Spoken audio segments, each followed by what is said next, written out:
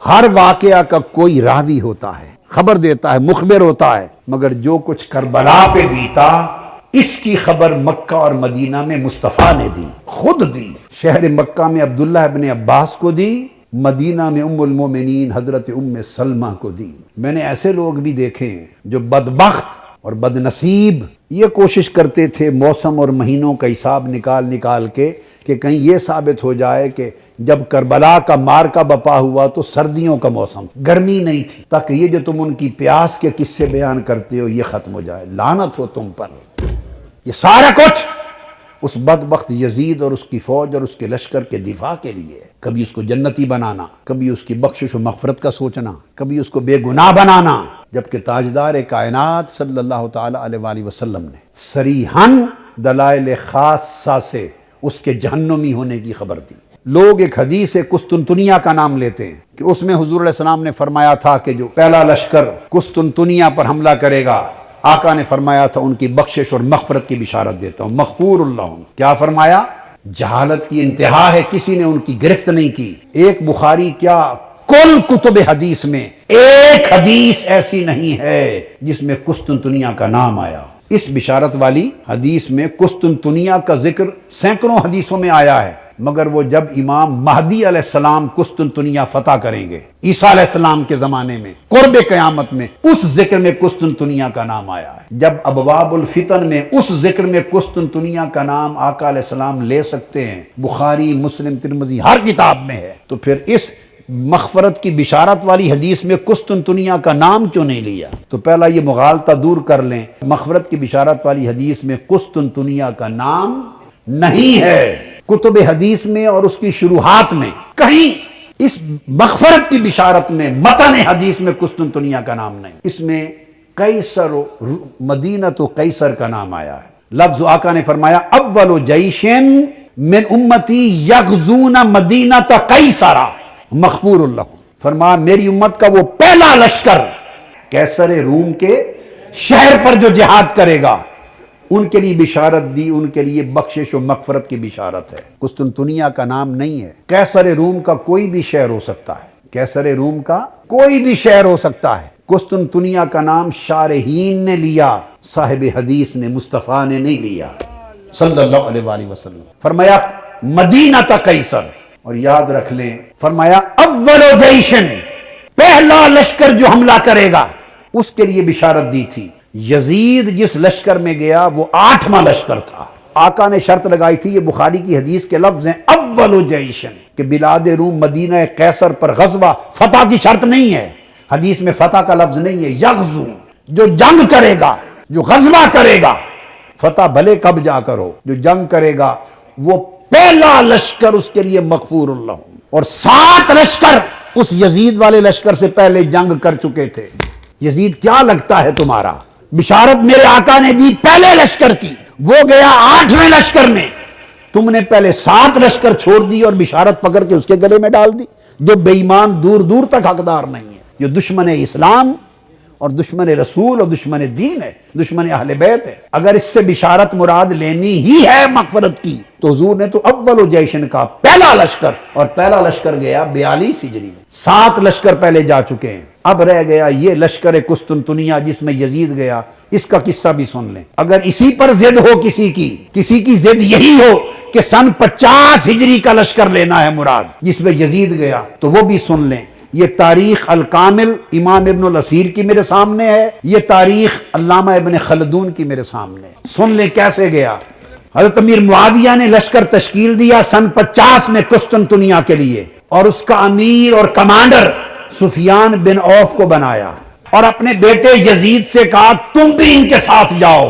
اس بدبخت یزید نے جانے سے انکار کر دیا، تم اسے جنت گھسیڑتے پھرتے ہو۔ اس 50 ہجری والے لشکر قسطنطنیہ میں بھی جانے سے یزید نے انکار کیا۔ جب انکار کیا فَأَمْسَكَ عَنْهُ أَبُوهُ وَأَمَرَ ابْنَهُ يَزِيدَ بِالْغَزَاةِ مَعَهُمْ فَتَسَاقَلَ وَأَطَلَّ فَأَمْسَكَ عَنْهُ أَبُوهُ، تو ان کے والد معاویہ نے کہا اچھا نہیں جاتے تو دفع ہو جاؤ، نہ جاؤ۔ وہ گیا ہی نہیں لشکر پہ، وہ نہیں گیا۔ سن لیں، بتاتا ہوں کیسے گیا۔ لشکر جہاد کے لیے روانہ ہوا، اس نے انکار کر دیا بدبخت نے، وہ نہیں گیا۔ فَأَصَابَ النَّاسُ فِي غَزَاتِهِمْ جُوعٌ وَمَرَضٌ شَدِيدٌ، تو پھر غزوہ ہوا، وہاں جنگیں ہوئی، پتہ نہیں کتنا عرصہ گزر گیا مجاہدین کو، وہاں سے خبریں آئیں کہ اب بڑی بھوک کی عالم میں ہیں، پیاس میں ہیں، بہت شدید مرضیں پھیل گئی ہیں۔ جب یہ خبریں ملی کہ بڑی مرض ہے، پیاس ہے، بھوک ہے، حالات خراب ہیں، جب یہ خبریں پہنچی اور یہ خبر یزید کو پہنچی تو وہ بے ایمان اپنی محبوبہ کو بغل میں ڈال کے بیٹھا ہوا تھا۔ وہ عیاش، کئی بیویاں تھیں، ان میں سے ایک وہ بھی تھی، اس کا کوئی حساب ہی نہیں تھا، ان میں سے ایک محبوبہ بیوی کو بغل میں ڈال کے بیٹھا۔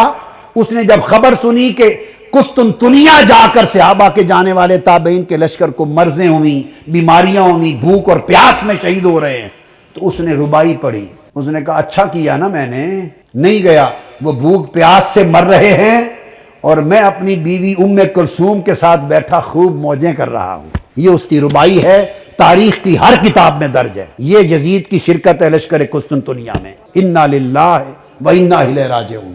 اس نے ربائی پڑھی کہ میں نہیں گیا تو میں اپنی بیوی کے ساتھ بیٹھا موج میلے میں ہوں۔ جب یہ خبر، یہ بیوی اس کی ام کلثوم عبداللہ بن عامر کی بیٹی تھی، شناخت بھی کرا دوں، بہت بیویاں تھیں۔ جب یہ خبر پہنچی حضرت امیر معاویہ کو کہ ایک تو یہ بے ایمان جہاد میں غزوہ میں نہیں گیا اور دوسرا پھر یہ بولتا ہے، تو انہوں نے اس کو پکڑا، اس کے شیر پہنچے، انہوں نے کہا خدا کی قسم میں تمہیں اب سزا کے طور پر قسطنطنیہ بھیجوں گا تاکہ جو دکھ انہیں آیا ہے وہ تمہیں بھی پہنچے۔ انہوں نے سزا کے طور پہ بھیجا تھا، والد نے سزا کے طور پہ بھیجا کہ تمہیں بھی مزہ چکھاؤں، کہ تمہارے شیر جو پڑے ہیں ان کا مزہ چکھاؤں۔ والد نے سزا کے طور پہ بھیجا، انہوں نے پکڑ کے جنت میں ڈال دی۔ انا للہ و انا الیہ راجعون۔ یہ ہے واقعہ سن 50 میں یزید کے لشکر میں شامل ہونے کا۔ وہ بطور سزا بھیجا گیا اور پیچھے جا کے شریک ہوا۔ تو جسے سزا کے طور پہ بھیجا جائے وہ مغفرت کا حقدار بنے گا۔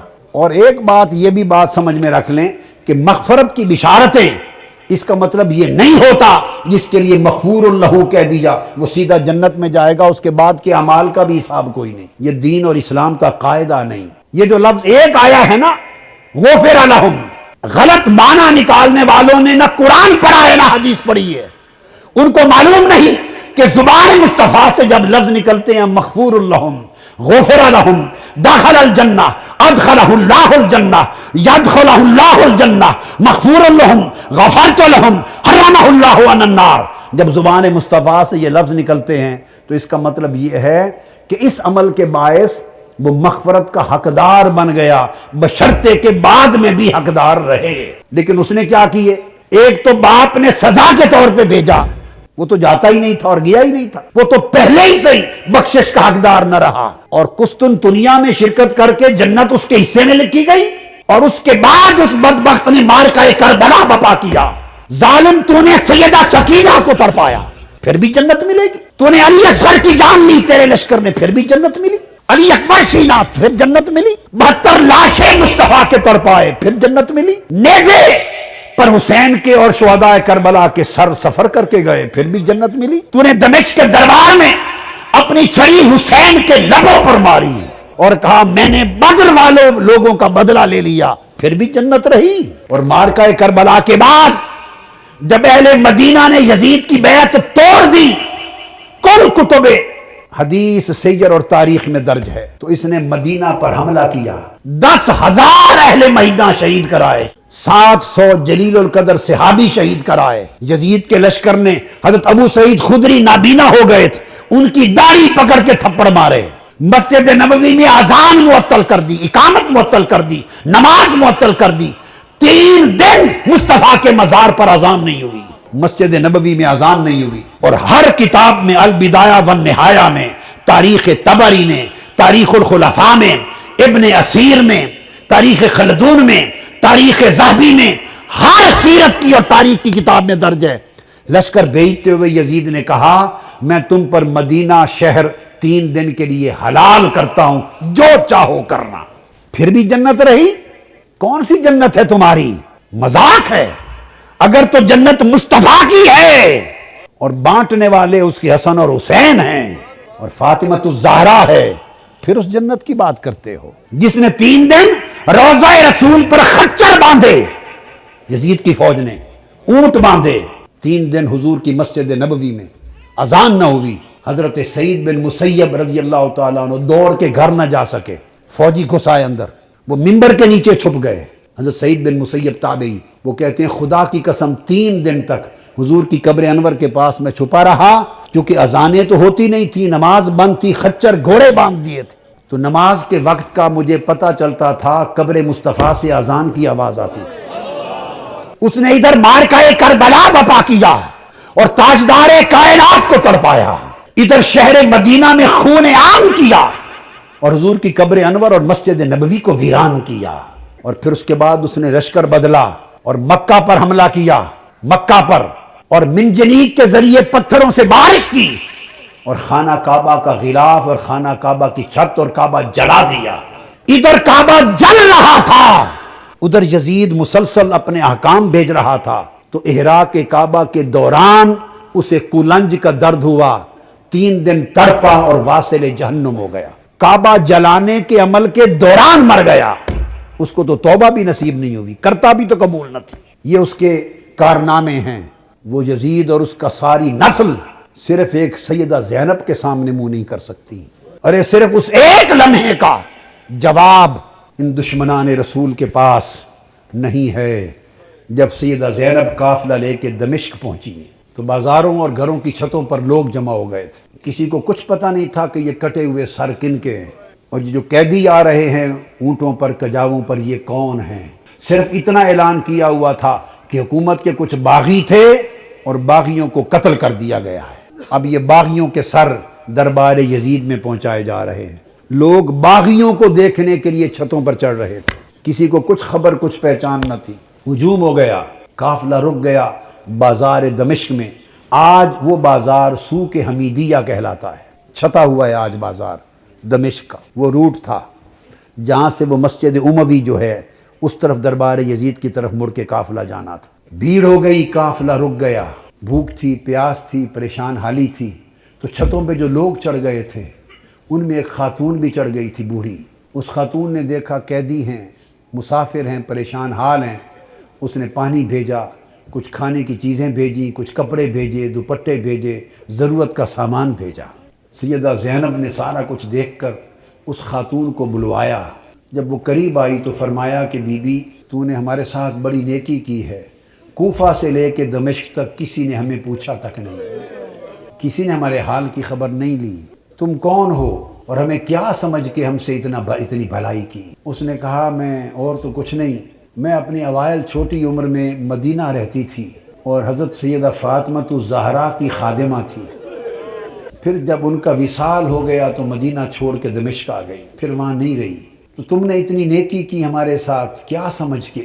اس نے کہا مجھے اور تو کچھ معلوم نہیں۔ تو جب آخری وقت تھا حضور سیدہ کائنات کا تو میں نے عرض کیا بی بی مجھے کوئی وصیت کر دیں، وصیت کی عمر بھر عمل کروں۔ تو انہوں نے مجھے، جانتی تھی کہ میں دمشق سے ہوں، انہوں نے مجھے وصیت کی تھی، فرمایا تھا بیٹا ایک ہی وصیت ہے، کبھی قیدی نظر آئیں تو ان سے اچھا سلوک کرنا، زندگی میں کبھی قیدی نظر آئیں تو ان سے اچھا سلوک کرنا۔ میں نے تو دیکھا ہے قیدی ہیں اور مجھے ان کی وصیت یاد آئی ہے، زندگی میں پہلی مرتبہ موقع ملا ہے تو میں نے سیدہ فاطمہ الزہرا کی، اپنی مخدومہ کی، میں نے نصیحت پہ عمل کر کے قیدی جان کے تو یہ سارا کچھ کیا ہے۔ سیدہ زینب رضی اللہ تعالی عنہا اور سلام اللہ علیہ فرمانے لگی اللہ تیرا بھلا کرے، تجھے اجر دے، بتا تو نے ہم سے اتنی نیکی کی، بھلائی کی، ہم تیرے لیے کیا دعا کریں، کیا صلہ دیں؟ ہم تو اس وقت خود مسافر ہیں، قیدی ہیں، لٹے ہیں، مظلوم ہیں، بے یار و مددگار ہیں، ہم تیرے لیے کیا دعا کر سکتے ہیں؟ اس نے کہا بی بی میری ایک ہی آرزو ہے عمر بھر کی، وہ دعا کر دیں۔ پوچھا کیا آرزو ہے؟ اس نے کہا جب میں وہاں سے چلی تھی تو سیدہ فاطمہ الزہرا رضی اللہ تعالی عنہا کے چھوٹے چھوٹے شہزادے تھے، حسن حسین اور بی بی زینب، چھوٹے معصوم بچے تھے، اب زمانہ گزر گیا، میری اس وقت سے آرزو ہے کہ کبھی مجھے حسین اور زینب کی زیارت ہو جائے، دعا کر دیں کہ مجھے ان کی زیارت نصیب ہو۔ بی بی زینب نے فرمایا تیری دعا قبول ہو گئی، میں زینب ہوں جو قیدی ہوں اور جس کا سر کٹا نیزے پر دیکھ رہے ہو یہ حسین ہے۔ پھر سیدہ زینب قافلہ لے کر جب دربار یزید میں پہنچی ہیں تو اس بدبخت نے حکم دیا کہ یہ جو قیدی ہیں میرے سامنے پیش کیے جائیں، اور گستاخانہ انداز کے ساتھ سیدہ زینب اور سیدنا امام زین العابدین کی طرف مخاطب ہوا۔ آپ کے ساتھ وہ ضعیفہ مائی تھی جو سیدہ کائنات سیدہ فاطمہ الزہرا رضی اللہ تعالیٰ عنہا کی خادمہ تھی، اور جنہوں نے اپنی گود میں حسن حسین اور زینب کو پالا تھا۔ ان کا نام تھا فضہ۔ ان حضرت فضہ کا مزار آج بھی دمشق کے قبرستان مقبرہ باب الصغیر میں ہے، اہل بیت اطہار کے ساتھ ہی۔ وہ ضعیف تھی، ضعیف، اس وقت بوڑھی بڑھاپے کی وجہ سے جھک گئی تھی، کمر سیدھی نہیں ہوتی تھی۔ وہ کھڑی ہو گئی جوش میں کھڑی ہو گئی اور فرمانے لگی، بدبخت یزید، تم جن کو باندیاں کہہ رہا ہے، یہ قیدی باندیاں پیش کی جائیں، خبردار، یہ دنیا اور آخرت اور کل کائنات کی مالک و وارث ہیں، تاجدار کائنات کی شہزادیاں ہیں، تمیز سے بات کر۔ یزید نے اپنے فوجیوں کو دیکھا اور کہا کہ یہ بوڑھی خاتون کون ہے جو جسارت اور بے ادبی کر رہی ہے ہمارے دربار میں، اس کی خبر لو۔ اس کے فوجی اٹھے، انہوں نے تلوار لہرائی ڈرانے دھمکانے کے لیے بی بی فضہ رضی اللہ تعالی عنہا کو۔ بس اتنا عمل کرنے کی دیر تھی کہ خود یزید کے فوجیوں میں درجنوں سینکڑوں فوجی حبشہ کے رہنے والے تھے، اور بی بی فضہ بھی حبشہ سے تھی۔ یزید کی اپنی فوج کے حبشی جوان، یک لخت 20 حبشی جوان تلواریں میان سے نکال کے کھڑے ہو گئے۔ ان کی جو قومی غیرت تھی اور وطن کی حمیت تھی، اس نے جوش مارا۔ اس نے کہا، خبردار، یہ ہمارے وطن کی ماں ہے، حبشہ کی ماں ہے، اگر کسی نے اس کی طرف ہاتھ بڑھایا تو تلواروں سے گردنیں کاٹ دیں گے۔ جب وہ تلواریں لہرائیں حبشہ کی ایک خاتون کی عزت کی خاطر، تو اس وقت سیدہ زینب نے مڑ کے مدینہ کی طرف دیکھا اور مدینہ کی طرف تک کر ہاتھ اٹھائے اور عرض کیا، بابا، آج حبشہ کی ایک بیٹی کے لیے سینکڑوں تلواریں نکل آئی ہیں، مگر آج آپ کی بیٹیوں کی حفاظت کے لیے کوئی شخص یہاں موجود نہیں۔